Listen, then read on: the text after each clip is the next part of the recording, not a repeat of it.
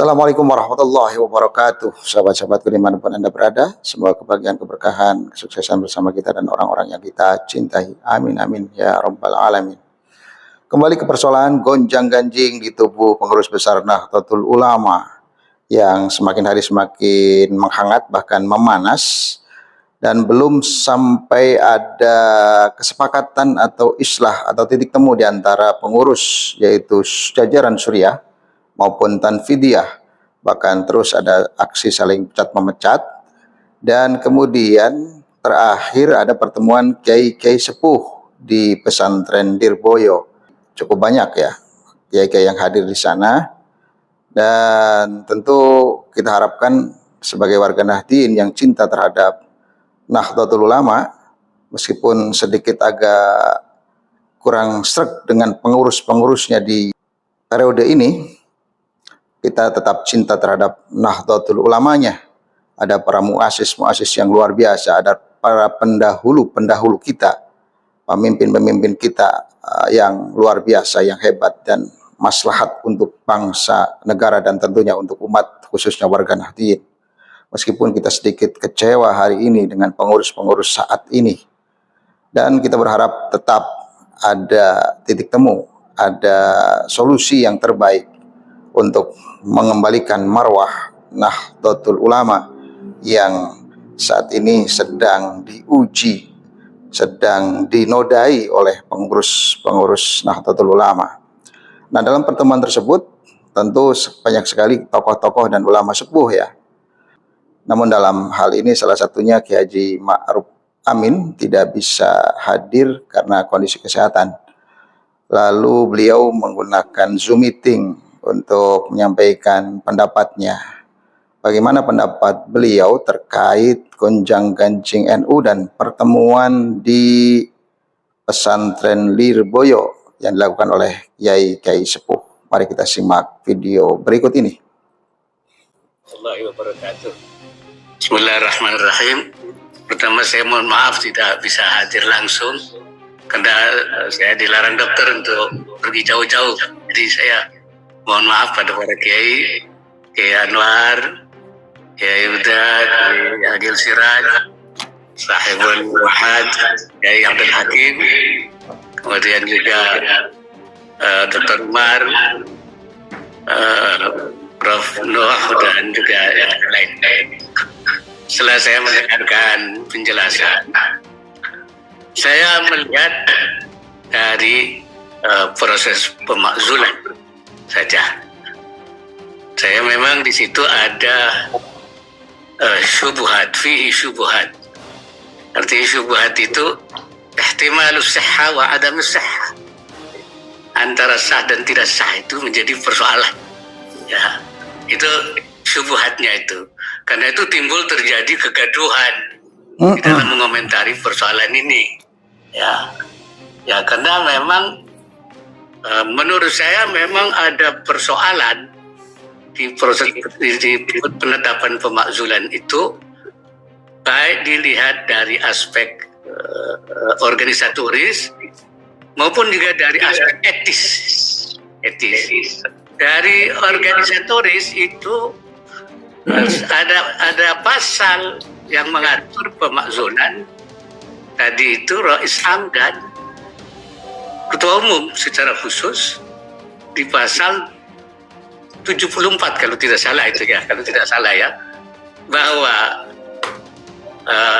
muktamar luar biasa itu diadakan manakala Rais Am dan atau Ketua Umum, artinya Rais Am secara pribadi sendiri atau bersama-sama dengan Ketua Umum atau Ketua Umum sendiri dianggap melakukan pelanggaran berat terhadap anggaran dasar dan anggaran rumah tangga.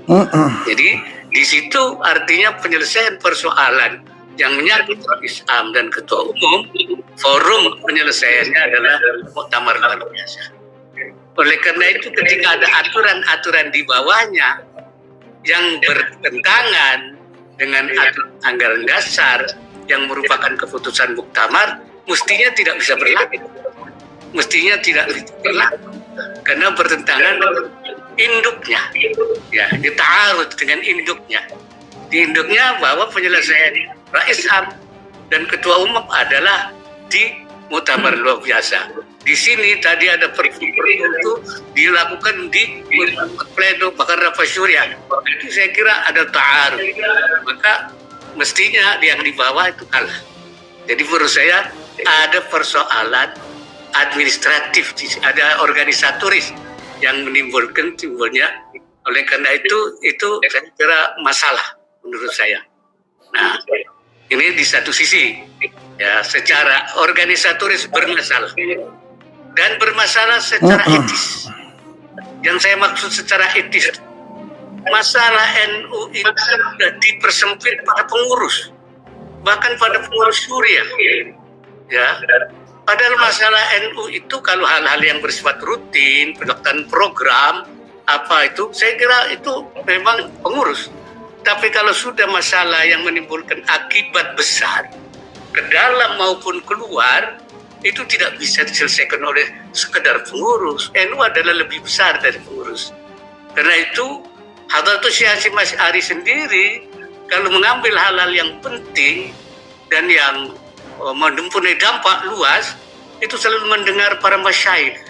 Beliau selalu mendengarkan misalnya pendapat dari Syekhana Khalil dulu, minta pendapat dulu, ya, karena beliau dianggap, kata istilah Syekh Nawawi itu Syekhun Basir, ya, seorang guru yang waskito. Kalau menurut Imam Ibnu Athaillah itu man yunhiduka halu wa yadulluka ala Allahi maqalu. Dan juga masyayikh yang masih ada, terutama masyayikh dari Lirboyo, masyayikh dari Peloso, mestinya didengarkan dulu pendapat-pendapat itu. Dan itu saya kira tradisi NU. Tradisi NU itu begitu. Itu adalah khittah menurut saya.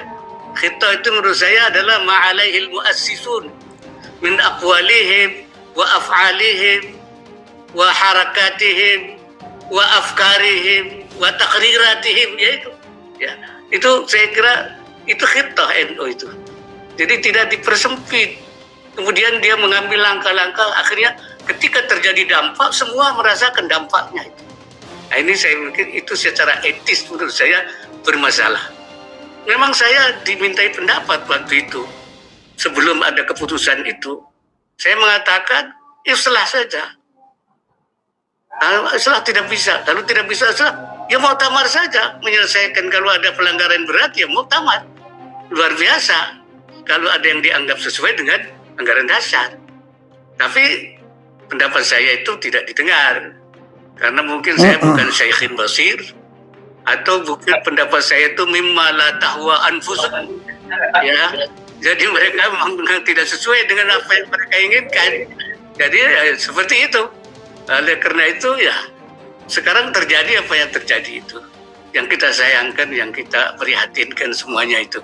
Karena itu sesuai dengan keputusan di Peloso, sebaiknya kita kembali kepada islah saja.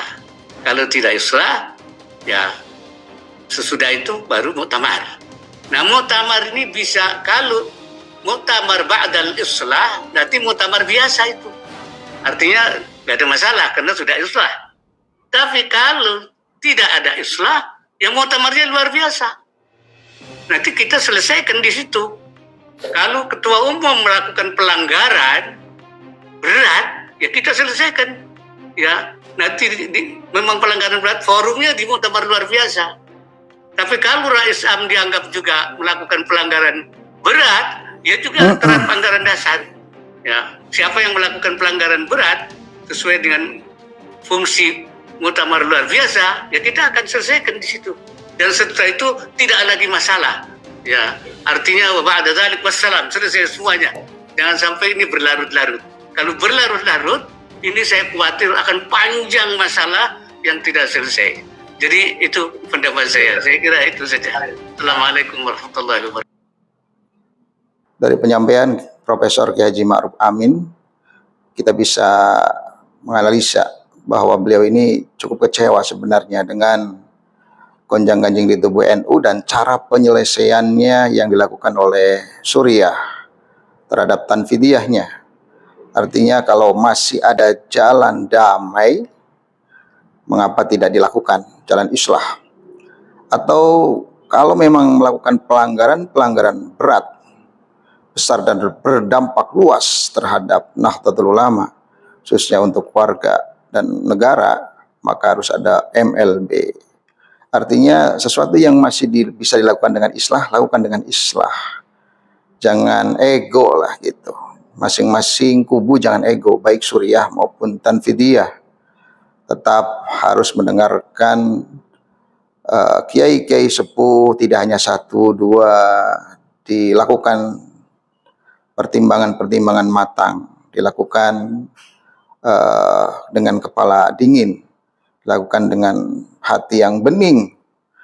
Kalau bisa malah justru kiai-kiai ini istikharah dulu beberapa minggu, beberapa bulan, baru melakukan tindakan-tindakan yang memang harus lakukan. Kalau memang tidak islah, kata Profesor Dr. Kiai Haji Ma'ruf Amin, lakukan MLB, muktamar luar biasa. Intinya kita juga terwakili oleh pendapat beliau bahwa kita sebenarnya sedang melihat dipertontonkan oleh pengurus-pengurus atau elit-elit NU cara berorganisasi yang kurang dewasa. Masing-masing, jadi kita punya asumsi, jangan-jangan Suriah punya kepentingan pribadi atau kelompok atau golongan. Jangan-jangan juga Tanfidiyah demikian. Mengapa NU yang harus dikorbankan? Kebesaran nama para pendiri NU dinodai, diciderai oleh para pengurus-pengurusnya yang kurang dewasa dalam menyelesaikan persoalan-persoalan internal. Padahal selama ini NU dikenal sebagai organisasi yang pandai meredam konflik, yang istilahnya para kiai itu sesuatu yang geger bisa menjadi ger-ger, artinya sesuatu yang meledak, yang panas, kemudian bisa menjadi sesuatu yang diselesaikan dengan cara damai, ketawa, senyum manis, ngopi bareng, dan akhirnya adem ayem kembali. Ini saja, semoga bermanfaat. Assalamualaikum warahmatullahi wabarakatuh.